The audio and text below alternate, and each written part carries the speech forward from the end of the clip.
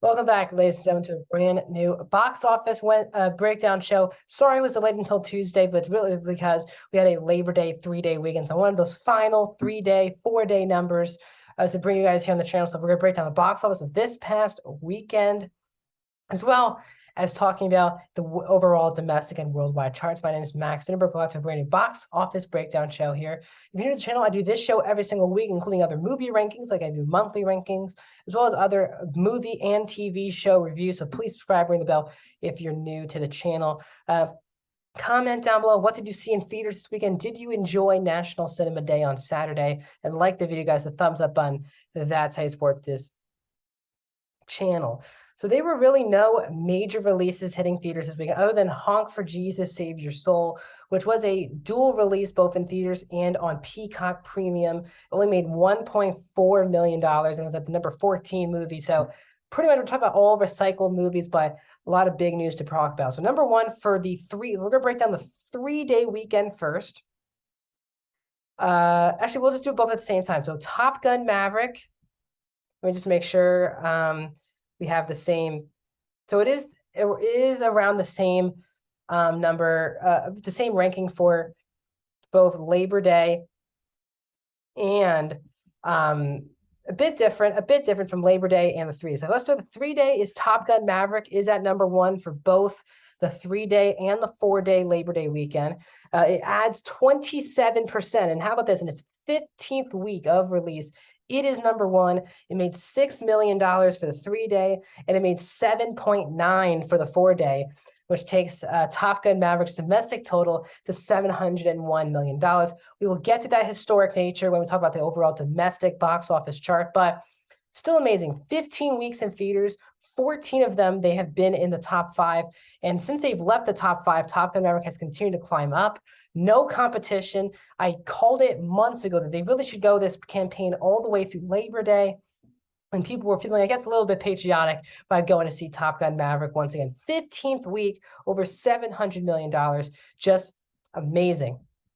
So number 2 for both the 3-day weekend and the 4-day weekend is Sony's Bullet Train. Again, Top Gun is Paramount. Bullet Train in its 5th weekend adds 3%. So a lot of ads, which is good. $5.7 million for Bullet Train. It's up to, and then 5.7 on the 3-day and 7.5 on the 4-day. So it was only 400 or so dollars behind Top Gun Maverick. 420 behind Top Gun Maverick, but Bullet Train does get to number 2. Its domestic total now is $88 million. So this movie, I think they definitely thought would go over $100 million. Sadly, it would need a lot for this movie to get to over $100 million. So Bullet Train's at number 2. Now we do have a difference of 3 and 4. They are flip-flopped. So let's talk about the number 3 for the 4-day weekend, and that was DC League of Super Pets, which jumps back into the top 5. So D League Super Pets was number 4 in the 3-day weekend. It gained 22%. They had a lot of nice to see some gains. 3 of the top 5 gained this weekend, which is great.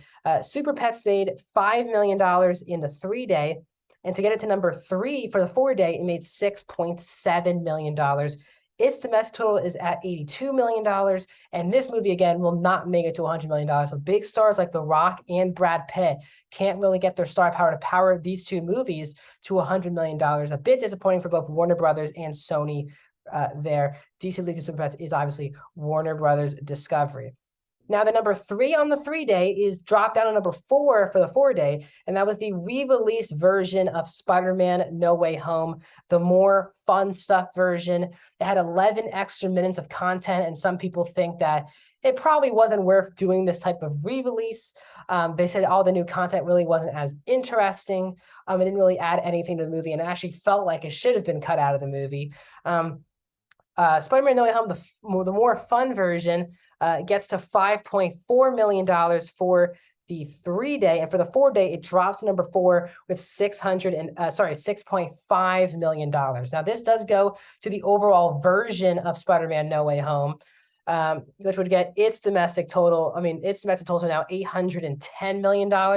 So that's a cheap way for Spider-Man No Way Home to get back on this chart. but both number 5s on the 3-day and the 4-day was The Invitation from Sony Pictures in its second weekend.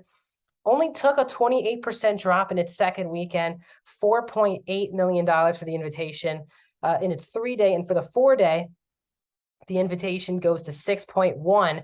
Its domestic total is at 15.1. Very low number. Well, yes, it was only a 28% drop. Still very low numbers for The Invitation. It did not even open over $10 million. So tough sledding. Sony has 2 movies in this list. We have 2 Sonys with Bullet Train and The Invitation. Warner Brothers, 3 movies in the top 5 are Sony Pictures films, with Bullet Train, Spider-Man No Way Home, and The Invitation. And then you have Paramount's Top Gun and Warner Brothers' DC League of Super Pets. So as I said earlier, Top Gun Maverick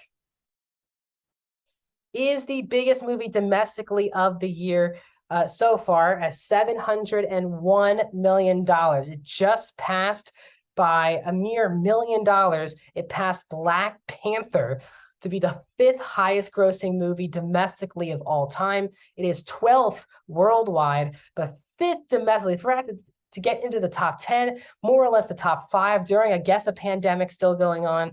Amazing stuff from Top Gun Maverick, one of the biggest movie success stories really of all time. Just amazing stuff. Doctor Strange is at number 2 with 411. Jurassic World Dominions at 375. The extended version of that movie is now available on Peacock.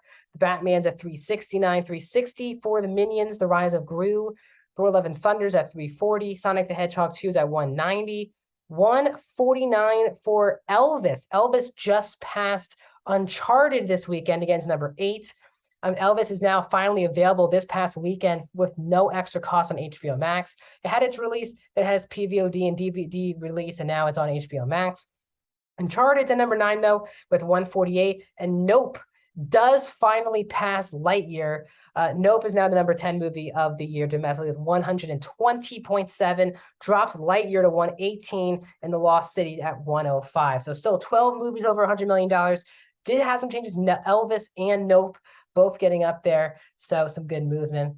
And of course, Top Gun Maverick is still the biggest movie overall this year worldwide. It's at $1.44 billion. That is 12th all-time. Jurassic World Dominion, though, is almost at $1 billion itself. It's at $996 million. I think months ago, we would have been like, no shot that Jurassic World Dominion would get to $1 billion, but it is under $4 million more dollars for Jurassic World Dominion. It's already available on Peacock. If you have Peacock Premium, you get the extended version. The question is, can Jurassic World get to $1 billion to be the second $1 billion movie of the year?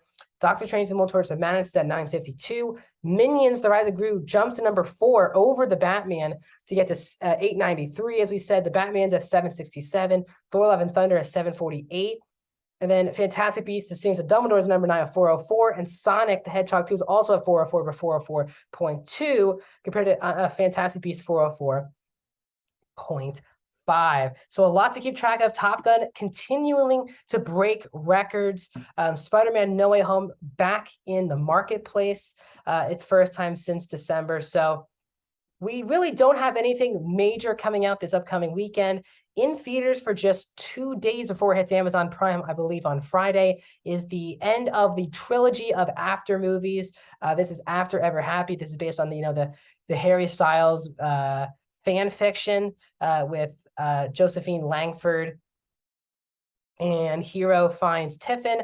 That'll be in limited release on Wednesday and Thursday, so more likely we will not have it for you in the box office next week. The biggest movie coming out this upcoming weekend is Barbarian, which is the brand new horror film. It's getting a lot of good publicity, starring Bill Skarsgård from the producers of it. That movie is the biggest movie coming out this upcoming week. So we will see if Barbarian makes a cut into the top 5. Will Spider-Man hang around? And will Top Gun continually to break records? More videos are coming soon, including a review of episode 4 of She-Hulk, Barbarian review on Friday, and back up here on the channel with another box office breakdown show on Monday this time. I'll see you guys soon.